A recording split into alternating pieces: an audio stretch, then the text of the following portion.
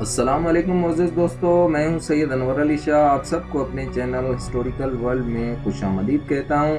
امید ہے آپ سب خیریت سے ہوں گے۔ دوستو، آج کی ہماری ویڈیو قدیم یونانی دیوی دیوتاؤں پر بنائی گئی ہے، جو آپ کو ضرور پسند آئے گی۔ ویڈیو شروع کرنے سے پہلے درخواست ہے، جن دوستوں نے ہمارا چینل سبسکرائب نہیں کیا تو ابھی سبسکرائب کریں اور ساتھ میں بیل کے بٹن کو بھی دبا دیں تاکہ آپ سب کو ہماری ویڈیوز تسلسل کے ساتھ ملتی رہیں۔ دوستو، آج کے دور سے نہیں بلکہ ہزاروں سالوں سے انسان کسی ایک نہیں بلکہ کئی مختلف تصوراتی اور اپنے سے طاقتور یا اپنی پہنچ سے دور طاقتوں کو اپنے ہاتھوں سے تراش کر اپنا صنم بنا لیا اور اس کی عبادت شروع کر دی۔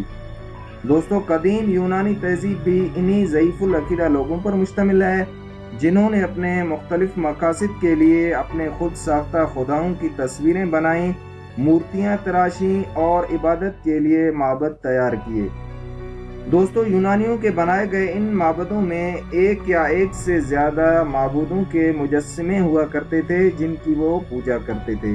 اس کے ساتھ ساتھ ان میں سکوں پر بھی اپنے خیالی دیوی دیوتاؤں کی تصویریں بنانے کا رواج تھا، اور وہ برتنوں پر بھی یونانی دیو مالائی مناظر بناتے تھے۔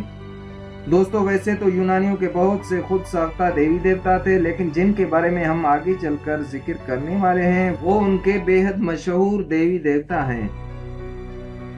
دوستو، یونانی دیوتاؤں میں سب سے پہلا نام آتا ہے زیوس کا، جو کہ ہے تو اپنے بہن بھائیوں میں سب سے چھوٹا، لیکن یونانی دیوتاؤں میں سب سے عظیم دیوتا تصور کیا جاتا ہے۔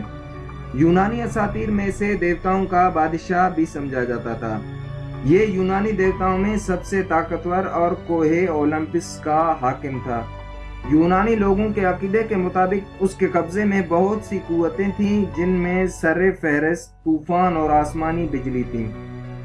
دوستو، دوسرے نمبر پر زیوس کے بھائی پوسائیڈن کا نام آتا ہے۔ یونانی ضعیف العقیدہ خیالات کے مطابق یہ زمین کو بھی لرزاں کر سکتا تھا اور ساتھ میں سمندروں کے طوفانوں پر بھی اس کا قبضہ تھا، اس لیے اسے سمندروں کا اور بھونچالوں کا دیوتا تصور کیا جاتا ہے۔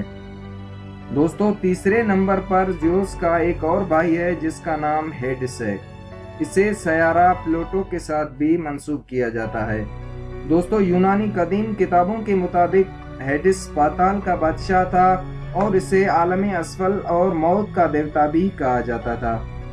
دوستو، چوتھے نمبر پر یونانی دیوی ہیرا کا نام آتا ہے، جو زیوس کی بہن ہونے کے ساتھ ساتھ اس کی بیوی بھی تھی۔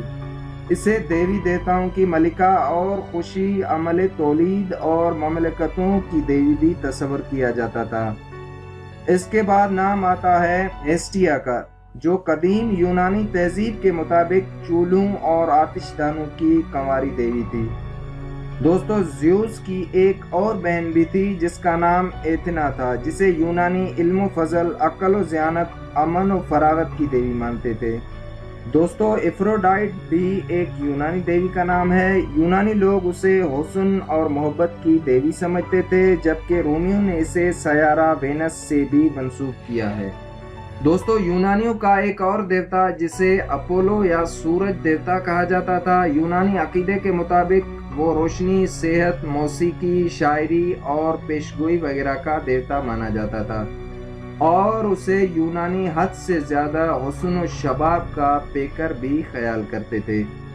دوستو، یونانی خیالی دیوتا آریز کو قدیم یونانی کتابوں میں جنگ، خون ریزی اور تشدد کا دیوتا بتایا گیا ہے۔ دوستو، آرٹیمس، جسے قدیم یونانی زبان میں شکار، بیابان، حیوانوں، نوجوان لڑکیوں اور آفت کی کنواری دیوی مانا گیا ہے۔ یونانیوں میں ڈیمیٹر کو زراعت، پیداوار اور غذائیت کی دیوی تصور کیا گیا ہے۔ دوستو، دیانوسس، جسے باکوس یا بکھس بھی کہا جاتا ہے، یونانی عقیدے کے مطابق دیانوسس شراب، شہوت، پارٹیوں، تہواروں، بدمستی، سبزے اور بے خودی کی دیوی تھی۔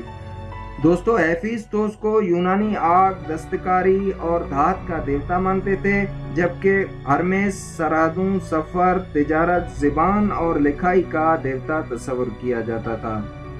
دوستو یہ تھی آج کی ہماری قدیم یونانی ضعیف العقیدہ اور تصوراتی خداؤں پر بنائی گئی ویڈیو۔ اگر پسند آئے تو لائک، کمنٹ اور شیئر ضرور کیجیے گا۔ ملتے ہیں کسی اور تاریخی ویڈیو میں، تب تک کے لیے اجازت دیجیے۔ اللہ حافظ۔